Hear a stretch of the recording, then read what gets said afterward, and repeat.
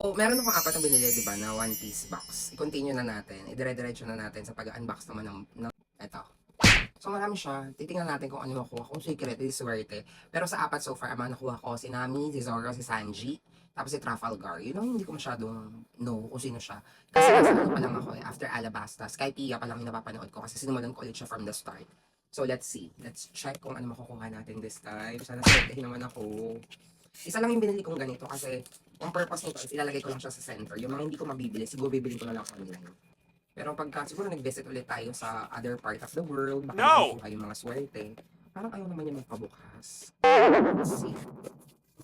Sobrang natutuwa ako dito. Parang hinihinga talaga yung inner child ko. So far dun sa apat na binili ko, walang dinuduplicate. Sobrang swerte ko, di ba?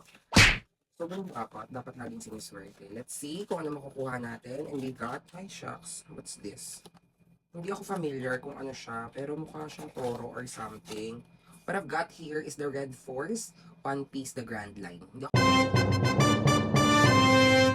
familiar kasi ang alam ko, they were using the Going Merry and then the Sunny Keme na gagawin ni Frankie. So, not bad. Ito siya. Ito yung nakuha natin.